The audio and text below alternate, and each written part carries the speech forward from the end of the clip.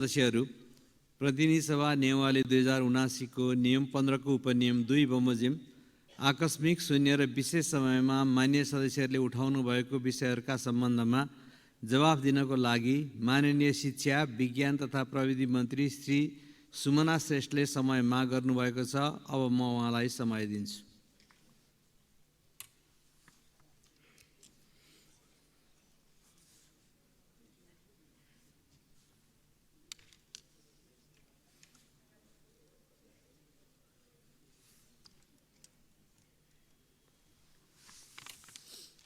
सम्मानीय सभामुख महोदय, चैत्र 1 देखि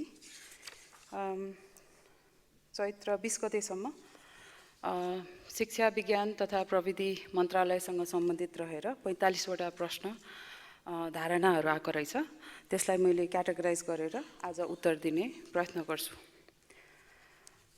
सर्वप्रथम यो क्याटेगोराइज गरेपछि सांसदज्यूहरूको सुरुमा नाम भन्छु, त्यसपछि अगाडि जाँदै जान्छु। चैत्र 1 गते सांसद सपना राज भण्डारीज्यूले यो त्रिवीको परीक्षा नियन्त्रणको बारेमा कुरा उठाउनु भएको थियो। त्यसै गरेर चैत्र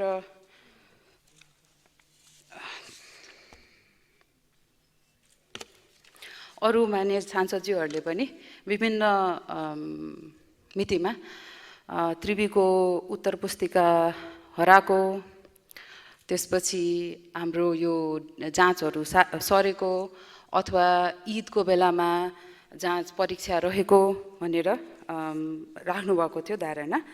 त्यो सम्बन्धित चाहिँ नि मैले त्रिवीको उपकुलपतिज्यूसँग नि कुरा गरेको छु र अहिले के भइरहेछ म तपाईहरुलाई जानकारी दिन चाहन्छु। एउटा उत्तर पुस्तिका हराएको केसमा चाहिँ नि एउटा समिति बनेको छ। त्यो समितिले छानबिन गर्दैछ र त्रिवीको 2टा ऐनमा टेकेर त्यसमा कारबाही पनि गर्न सकिनेछ, यति निवेदन गरे। त्यसपछि दोस्रो, यो जुन जाँच परीक्षा यो इन्जिनियरिङ कलेजको चेन्ज भएको थियो, त्यसमा पनि एउटा छानबिन समिति बनेको छ र त्यसले पनि आफ्नो काम अगाडि बढेको छ। त्यसपछि त्रिवीसँगै रिलेटेड यो आइएमको नर्सिङको विद्यार्थीहरूले तालाबन्दी गर्नुभएको थियो।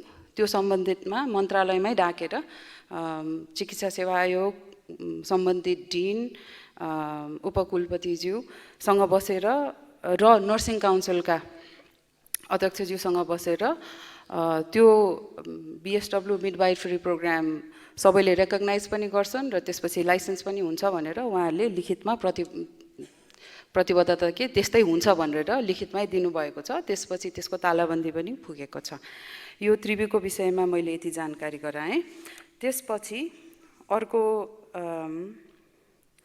चैत्र 1 गते सांसद प्रदीप पौडेलज्यू, त्यस्तै गरेर सांसद विष्णु पौडेलज्यूले शिक्षा रोजगारीमूलक हुन सकेन भनेर उठाउनु भएको थियो। त्यसमा 2टा पाटोबाट हामीले काम गर्दैछौँ। एउटा चाहिँ नि हामीले शिक्षाको सर्कल हेर्ने हो भने एउटा पाठ्य करिकुलम हुन्छ, त्यसपछि त्यसलाई डेलिभरी गर्ने, त्यो पाठ्यक्रमलाई डेलिभर गर्ने शिक्षकहरू हुन्छ। त्यसमा सेवा आयोगको कार्यविधि, उसको रिक्वायरमेन्टहरू हामीले हेर्न थालेका छौँ।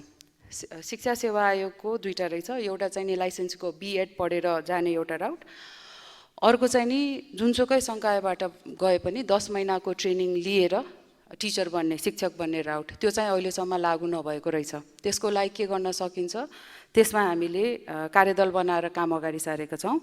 त्यस्तै गरी हाम्रो टिचरको लाइसेन्सिङ एक्जाम, त्यस्तै गरेर सेवा आयोगको सेवा आयोगको परीक्षाको क्वेसन पेपरहरू पनि अध्ययन गर्न थालेका छौँ। र अहिलेको एआईको जमानामा शिक्षा त्यो ट्रान्समिट गर्ने त शिक्षकहरू हुनुहुन्छ, उहाँहरू चाहिँ नि कस्तो खालको आइराख्नु भएको छ भनेर यो त गार्ड भयो होइन, लाइसेन्सिङ र तपाईँको सेवा आयोगको, त्यसमा पनि विज्ञ समेत सम्मिलित एउटा कार्यदल बनेको छ, जसले चाहिँ नि यसमा परिमार्जन गर्नुपर्ने के छ, हामीले कस्तो शिक्षक चाहिँ ल्याइरहेछौँ, त्यो शिक्षकहरूलाई कस्तो प्रश्न सोध्दैछौँ। एउटा चाहिँ नि अहिलेसम्म हामीले शिक्षकहरूको जाँच लिँदै गर्दाखेरि त्यो पेडागोजीमा मात्रै ल्याएछौँ, न कि उहाँहरूलाई क्लासरुम कक्षा कोठामै लगेर जति विज्ञ भए पनि त्यो पढाउन नजाने पनि हुनसक्छ भनेपछि विद्यार्थीहरूको पनि यसमा इनपुट हुनुपर्छ भन्ने धारणासहित त्यो कार्यदलले काम गरिरहेको छ, यो पनि निवेदन गर्न चाहे। त्यसपछि चैत्र 1 गते सांसद ज्ञानबहादुर साईजीले मेडिकल कलेज खोल्न सके, विदेशबाट विद्यार्थी ल्याउन सकिने, साथै विदेशमा पढ्न जाने विद्यार्थी सङ्ख्या समेत कम हुने धारणा राख्नु भएको थियो। यो सिलसिलामा हामीले गृह मन्त्रालयसँग हामीले छलफल पनि गरिसक्यौँ, अध्यागमनको डिजी साहबसँग नि कुरा गरिसक्यौँ। अहिले हाम्रो यता अरू साथीहरूले पनि उठाउनु भएको थियो यही कुरा। त्यसमा चाहिँ नि हाम्रोमा अहिले भिसा लाग्दाखेरि एउटा टुरिस्ट एउटा नन टुरिस्ट मात्रै रहेछ। त्यो नन टुरिस्टमा स्टुडेन्ट भिसा भनेर थप्नलाई के गर्नुपर्छ त्यसमा हामीले काम कारबाही अगाडि बढाइसकेका छौँ, ताकि उहाँहरूले यसको पनि दुईवटा तरिका हुन्छ। एउटा चाहिँ अनअराइभल स्टुडेन्ट भिसाको स्टिकर पाउने जसरी टुरिस्ट भिसाको पाइन्छ, र दोस्रो चाहिँ तपाईँको जसरी यहाँ एम्बेसीहरूले कन्सुलर सर्भिसबाट प्रोभाइड गर्छ त्यो चाहिँ दोस्रो चरणमा परराष्ट्र मन्त्रालयसँग हामी कोअर्डिनेट गर्ने नै छौँ। त्यसपछि यसमा यो चैत्र 5 गते सांसद जीवन परियारज्यूले एसई परीक्षाको सुरुवात हुन लागेको कतिपय विद्यार्थी फी तिर्न नसकेर परीक्षा दिनबाट वञ्चित हुने समाचार भन्नुभएको थियो। यो गम्भीर छ। यसमा एक्चुअल कानुन चाहिँ कस्तो भन्दा कुनै पनि विद्यार्थीले 75% पनि क्लासमा अटेन्डेन्स भएन भने चाहिँ उहाँहरूले जाँच दिन पाउनुहुन्न, त्यो कानुन छ। तर को विद्यार्थीले यो नपाएको हो त्यसको हामीलाई सूचना आयो भने यसमा त तुरुन्तै हामी काम गरिहाल्छौँ, यो पनि मैले निवेदन गर्न चाहेँ। त्यसपछि यो ट्रान्सक्रिप्ट्सहरूको कुरा उठेको थियो, डिजिटल्ली गर्न मिल्छ कि भनेर। त्यसमा म निवेदन गर्न चाहन्छु त्रिवीको यो बल्खुको जति पनि सिस्टमहरू छ त्यसलाई डिजिटाइज गर्नको लागि टेन्डर प्रक्रिया मलाई आएको सूचना अनुसार टेन्डर प्रक्रिया अगाडि बढिसकेको छ, त्यसमा काम कारबाही सुरु भइसकेको छ। र ट्रान्सक्रिप्ट्सहरू चाहिँ नि ट्रान्सक्रिप्ट मात्र होइन, तपाईँको आइडी एभ्रिथिङ चाहिँ नि डिजिटल्ली लाने प्रक्रियामा छ, त्यो सिस्टम डेभलपमेन्टमा छ। त्यसपछि अर्को चैत्र 5 गते सांसद चन्द्रकान्त भण्डारीज्यू ले शिक्षा रोजगारमूलक भएन, विश्वविद्यालय बेरोजगारको मात्र भिड बढ्यो, विद्यालयमा विद्यार्थीको ड्रेस, शिक्षकको तलब, शिक्षाको गुणस्तर, तिनको जवाफ र प्राथमिकता खोज्नु भएको रहेछ, सही हो। त्यसपछि त्यही दिन सांसद किरण कुमार शाहज्यूले पनि शिक्षा कर्मकाण्डी मात्र हुँदा बेरोजगारी बढिरहेको अभिव्यक्ति दिनुभएको थियो। त्यसै गरेर त्यही दिन सांसद गोकुल बास्कोटाज्यूले पनि प्राविधिक तथा व्यावसायिक शिक्षामा लगानी बढाउनुपर्छ, शिक्षाको लागि विदेश जान अवस्थाको अन्त्य कहिले हुन्छ भनेर राख्नुभएको थियो। यो एकदम गम्भीर र महत्त्वपूर्ण विषय छ। स्पेसली व्यावसायिक हामीले शिक्षामा लगानी त बढाउनु पर्छ नै, त्यसमा त दुई मात्रै भएन।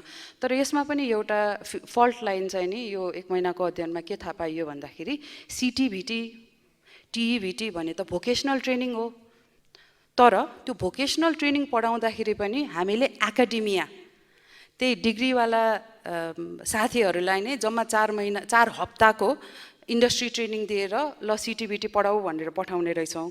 त्यो त भोकेसनल ट्रेनिङ भएन। भोकेसनल ट्रेनिङको लागि त फ्याक्ट्रीमै काम गरेर एक्सपिरियन्स मान्छेहरूले पढाउनु पर्ने हुन्छ, उहाँहरूलाई बरु पेडागोजीको ट्रेनिङ दिएर पढाउनु पर्ने हुन्छ।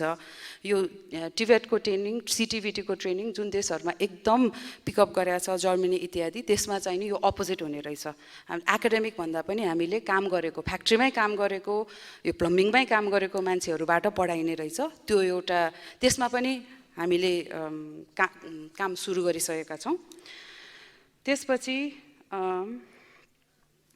यो प्राविधिकको मैले एकै लटमा आन्सर गरेँ।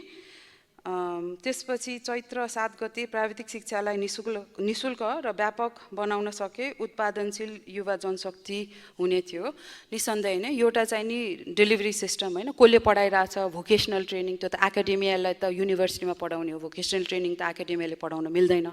हामी त्यो गऱ्यो भने त एकाडेमिकमै युनिभर्सिटीमै गएर पढ्दा नि हुन्छ। यसमा हामीले हाम्रो रिटर्न अहिलेसम्म हामीले सिटिभिटी टिभेटमा कति लगानी गरेका छौँ त्यसको अनुपातमा भोकेसनल ट्रेनिङ पछि पनि यदि कसैले ब्याचलर्स डिग्री जोइन गर्छ भने चाहिँ नि त्यो टिभेट भोकेसनल ट्रेनिङ एजुकेसनको फेलियर पोइन्ट हुन्छ। टिभेट सिटिभिटी पछि परिकल्पना चाहिँ नि उहाँहरू जति सक्नुहुन्छ सबै चाहिँ श्रम बजारसँग डिरेक्टली कनेक्ट हुने अवधारणाबाट भोकेसनल ट्रेनिङ दिइने हो। त्यसमा हामीले अध्ययन थालेका छौँ कति पर्सेन्ट चाहिँ नि भोकेसनल ट्रेनिङ लिएपछि एक्चुअली श्रम बजारमा जानुहुन्छ, कति पर्सेन्ट चाहिँ नि ब्याचलर्समा जानुहुन्छ, कति चाहिँ नि विदेश जानुहुन्छ भनेर त्यो ट्रेसिङको लागि पनि हामीले काम थालिसकेका छौँ। त्यसपछि जुन यो धारणा व्यक्त गर्नुभयो त्यसमा चाहिँ नि हामीले पुनर्विचार छलफल गर्न सक्छौँ।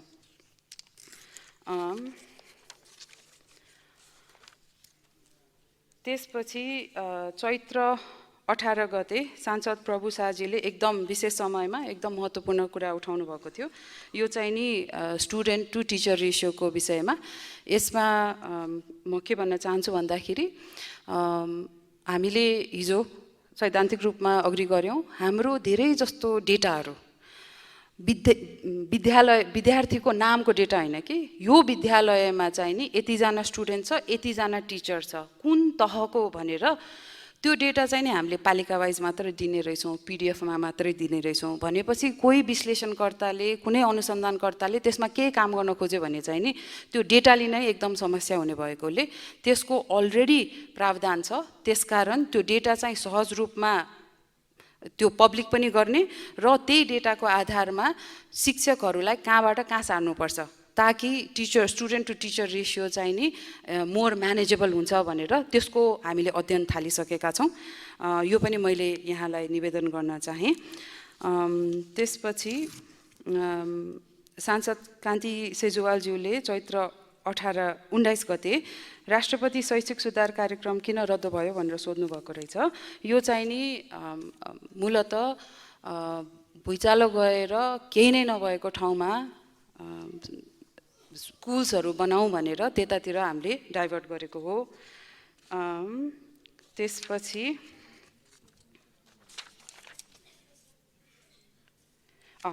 त्यसपछि सांसद चैत्र 19 गते सांसद प्रदीप पौडेलजीले त्रिवी र अन्य विश्वविद्यालयमा नियुक्ति प्रक्रिया के भइरहेछ भनेर सोध्नु भएको थियो।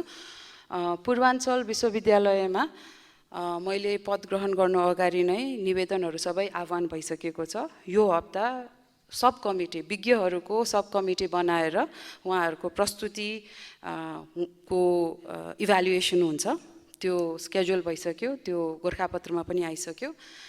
त्यसपछि लुम्बिनी बौद्ध विश्वविद्यालयमा पनि रेजिस्ट्रारको सेलेक्सनको लागि भिसी सरले यसपालि खुला प्रतिस्पर्धा ल्याउनको लागि त्यसमा विज्ञापन दिइसक्नुभयो, त्यो पनि ओपन कम्पिटिसनबाट ल्याउने भयो। र त्यसै गरेर टियुको रेजिस्ट्रार रेक्टर प्रक्रियामा त सहकुलपतिको यो सबै प्रक्रियामा शिक्षा मन्त्रालय मेरो सहकुलपतिको रोल भन्दा पनि यो उपकुलपति र कुलपति, उपकुलपतिले सिफारिस गर्ने, कुलपतिले त्यसमा अनुमोदन गर्ने त्यो छ। मैले तपाईँहरूलाई यही निवेदन गरेँ। त्यसपछि यो चैत्र 20 गते सांसद दीपक गिरिज्यूले शून्य समयमा उठाउनु भएको थियो। यो हाम्रो विद्यार्थीहरू कहाँ हराए, यो एकदम महत्त्वपूर्ण। विक्रम सम्वत 2070मा कक्षा 1मा भर्ना भएका कम्पेरिजन र अहिलेको सी परीक्षामा यो एकदम गम्भीर विषय छ। यसमा हामीले निरन्तर छलफल गरिरहेका छौँ र यसमा चाहिँ नि CHRD जुन विभाग छ जसले यो तथ्याङ्कहरू निकाल्छ त्यसमा चाहिँ नि यसको बृहत अनुसन्धानको लागि अग्री भइसकेको छ, निर्देशन दिइसकेको छ। र ड्रपआउट क्यालकुलेसन हाम्रो देशमा दुई प्रकारले हुने, ड्रपआउटको लागि दुई प्रकारले स्ट्याटिस्टिकल्ली काम हुने रहेछ। एउटा चाहिँ ट्रु कोहोर्टको माध्यमबाट चाहिँ नि, अर्को चाहिँ नि रिकन्स्ट्रक्सन प्रोजेक्ट भनेर UIS सिस्टमबाट, विश्वव्यापी चाहिँ त्यो UIS सिस्टमबाट जाने रहेछ होइन। त्यसकारण यसमा एक्चुअल ड्रपआउट रेट कति हो, रिटेन्सन रेट कति हो, अहिलेसम्म के रिपोर्ट भएको छ र यो तथ्याङ्कको आधारमा यसमा विस्तृत रूपमा अध्ययनको लागि काम थाल्ने भइसकेको छ। यद्यपि ड्रपआउट भनेको चाहिँ नि शिक्षाले मात्र हुँदैन, यसमा माइग्रेसन पनि एउटा इस्यु हुन्छ, सामाजिक इस्युहरू हुन्छ। यो कुरामा पनि हामीले याद राख्नुपर्छ होला भनेर मैले निवेदन गर्न चाहेँ। त्यसपछि चैत्र 20 गते नै सांसद नारायण शर्माज्यूले शून्य समयमा SEE+2 पछि अध्ययनका लागि ठुलो सङ्ख्यामा विद्यार्थी ब्रेन ड्रेन हुने गरेको,